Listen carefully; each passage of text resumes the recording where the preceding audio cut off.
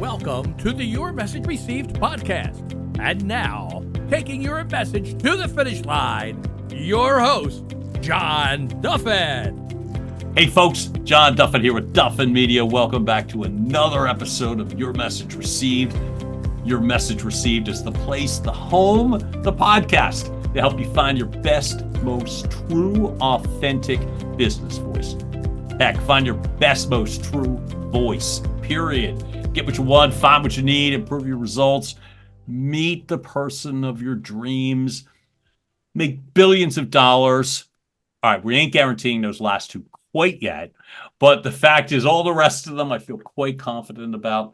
And one of the main reasons I feel good about the fact that we get to move that needle forward is because we bring people on here who walk the walk.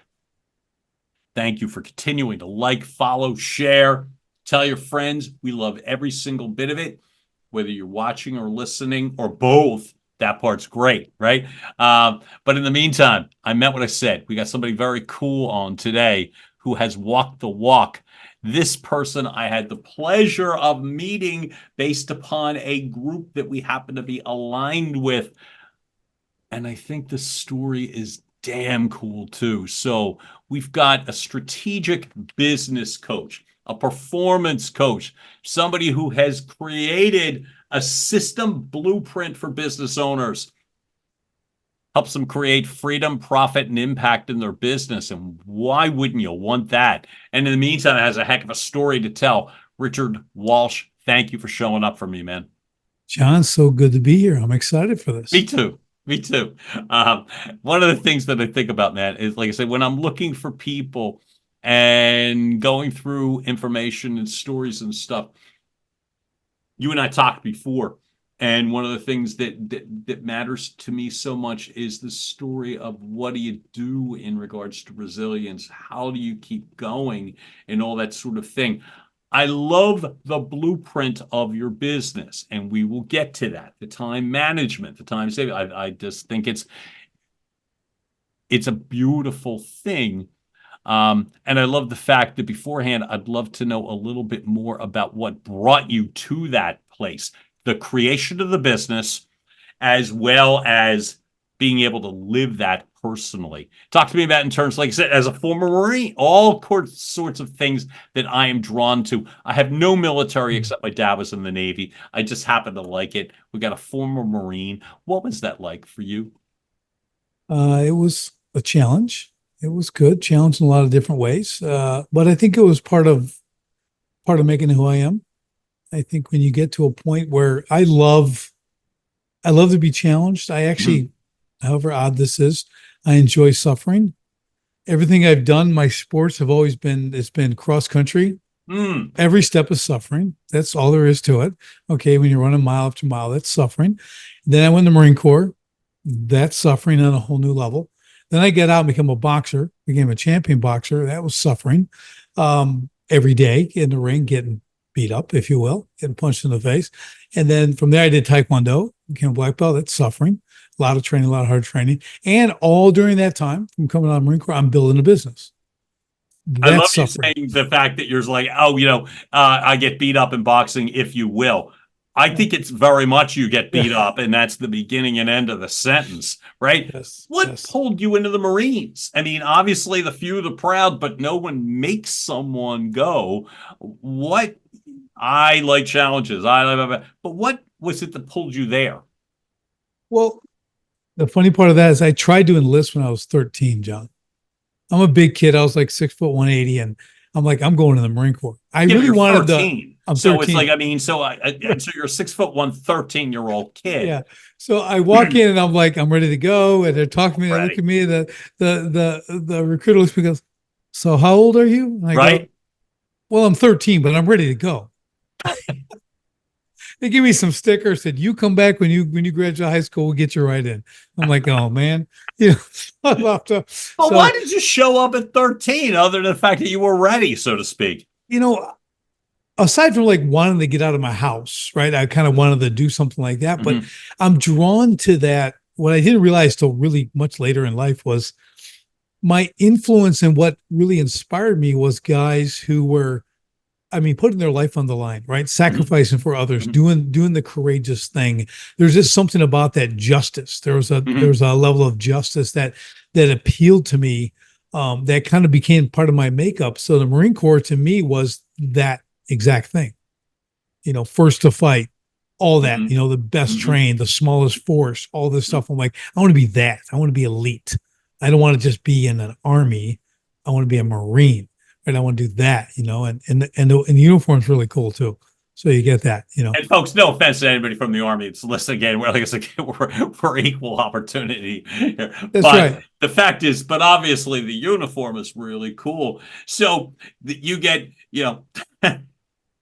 stickers and stickers and an attaboy, and we'll see you when you're 18. And you come back. Yep. At 17, because I'm out of high school, I'm like, I'm going to go in now. So now I'm going to go. Actually, I was in line to go to college. It was a community college. Right. Had my schedule, had a check all written out, and I'm standing in line shuffling towards the sign up or whatever. So I'm looking around, John. I'm like, this ain't happening. No, I do not belong here. Why? I barely got through high school. Okay. Now I'm looking, thinking I'm going to go to college. I'm like, I can't. The look of it, it was like just being content. I'm like, I can't do it. I'm Okay. not a school learner. So I ripped my stuff up, my check and threw it in the trash, went out and joined the Marine Corps. So then I went, well, I'll do that. And I went in that because again, that's kind of what I wanted to do. And I felt that was where I was called to go. And that's what I did. So that was, come back at 17 though, you have to have parental permission. Yeah. So where are your Okay. folks in this decision-making So, process? so I'm working at this golf course. I come into my 9 o'clock break and I dial up the recruiter, say, hey, I want to join the Marine Corps. Okay, well, what are you doing? I go, well, I'm working. He goes, what time do you get off? I go, 3 o'clock. He goes, see you at 3:15. It's like, okay, I'll see you then. Went in, did the ASVAB, did really well on that test. And okay, you can join, but hey, you need to take this home, get your mom to sign it. I'm like, okay, that might not go over really well. Right. Okay, because my mom said any branch except the Marines. My brother's in the Army, my older brother's in the Army. Yeah. My younger brother ended up going in the Air Force, obviously after I went in the Marine Corps. But Why so not like, the Marines for mom? it's that whole first to fight. The Marines are out Yeah. front; they're going to die. All the whole Mhm. stuff, right? They're the toughest and whatever. So the recruiter's like, "Well, we'll come over and talk to her." Okay, now, Okay. so Just two like recruiters, what, like Book of Mormon, where they yeah, just they're gonna exactly. swing by the house. Yes, I did that too. But when I was a kid, but they came in, each one sat on each side of her on the couch, and John, they browbeat her for like 3 straight hours. Oh my And God. and finally, she's like, I mean, there's no greater salesman than the Marine Corps recruiter. None. They're the only ones even currently who are meeting all the recruiting goals. No other branches. Okay, they're just unbelievable. So she finally like throws her hands up. Fine, she signs it, cries, goes in her bedroom, and I'm like, I'm in. She did it. So they left, and yeah, like 2 weeks later, I'm gone. I'm shipping off the boot Right. camp. So off you go. Yep, off I went, and the fun began. It was awesome. What That's all were I can a say. couple of the more memorable experiences for you while you were there? So basic was interesting because basic training is a head game. It's not physical. It is physical. You got to, but I was fit. I was an athlete. I can, whatever. That wasn't a problem. Mhm. It's the mental games they play Okay. constantly on you. I mean, they will find every crack and every weakness that you have. Drill instructors are just trained and they have that sixth sense to just whatever it is. Like mine was like I could run better than I was better runner than everyone except like our platoon guide, right? He could beat me a little bit, like in the mile, 3 mile and stuff. So really good runner, but I didn't look like a runner. I'm a big kid. So there's one drill instructor, and he's just like, "Oh, you're running like that? You're fat." He just call you out. I'm like, "Well, okay, I can run. The private can run." So we're doing all this stuff. We get to the range, and here's the memorable moment. So I'm leaning down. I'm training. I'm one of the best. All this stuff. We're at the rifle range where they mellow out a little bit, but at night you do a hygiene inspection. So you're basically in your skivvies, and you have this. At that time we had a notebook, a little spiral mini notebook, had a long piece of string on it with a nail on it tied to it, right? And the nail was for adjusting your windage and elevation on your M16. That's how you clicked it and you turn. So that's your tool, right? Now that's Okay. a nail. Okay, using a nail for that, but it's on this book and it's a really long piece of string. So he's doing hygiene inspection and they look at your book for the day, see how you recorded your shots and everything else. So, and he starts swinging this nail, like swinging it by the string, and it's coming right for me. It's spinning. It's like, it's about, a quarter inch from my chest. And he's just looking at me. He's spinning this, just spinning. I'm like, just standing there at attention, and he's looking up and down and he's swinging and he goes, "You're still fat," and then he stops, goes to the next guy. But like for me, that was like, it just kills you. They just know that stuff.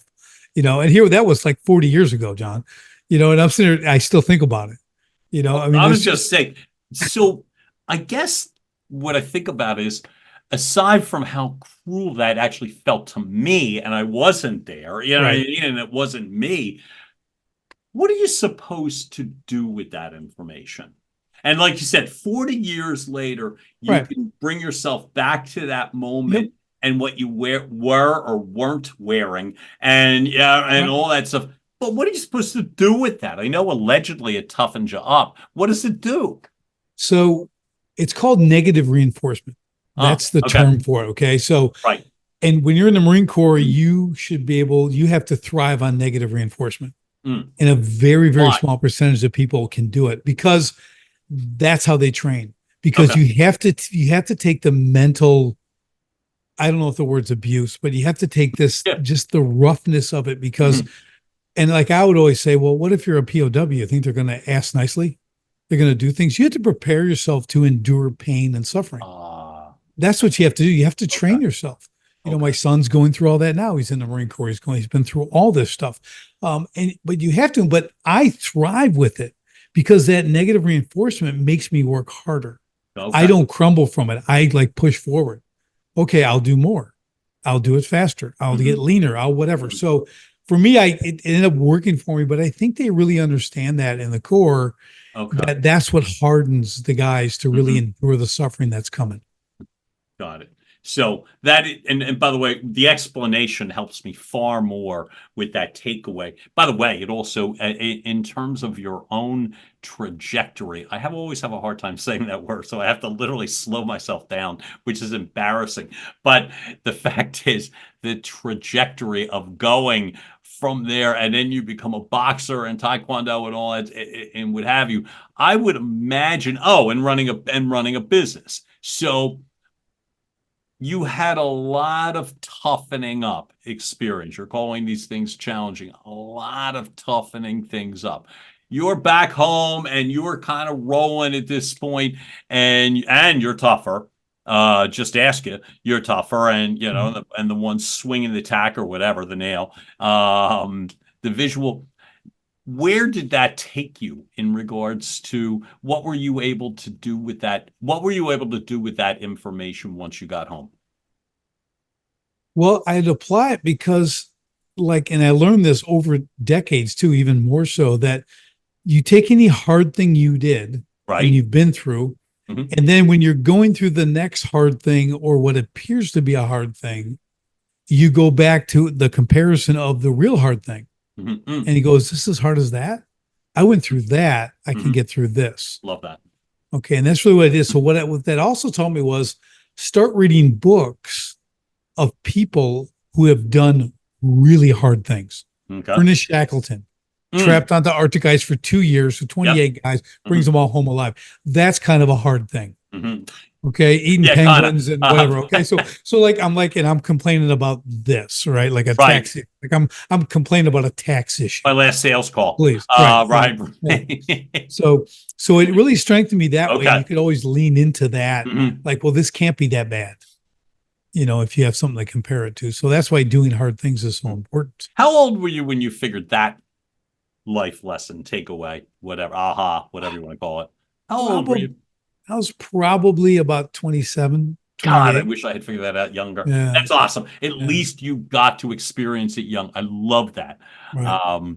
You can add it to your body of evidence, and all those bad days when you're like, I don't know, and there's no way I could, or there's no way I should even try. And it's like, well, hell, I did that. So that part is great, man. So what was it like for you professionally early on? From a business standpoint, it was hard driving, whatever it takes. Okay, whatever it takes was the attitude. So you're young, you're single, Okay. I have a Yep. vision. Okay. Mhm. I'm building a landscape business now with water features. Yep. I'm building cool stuff. Mhm. I'm turning into this artist I didn't know I was. Mhm. And I started doing that. I'm like, well, there's no not doing it. I mean, it's just like in the core, there's no not achieving the mission. Mhm. You have to achieve the mission. No matter what it takes, you figure it out, right? You adapt, you overcome. Same thing in best. So I'm like, I just got to figure it out. I make money, I lose money. Okay, I won't lose money next time. I'll do this, I'll do this. So I Okay. just Yeah. kept moving forward with that and started doing really well and building and creating networks. I'm like, I just had to find a way to do this. I had to find a way to do this, you know?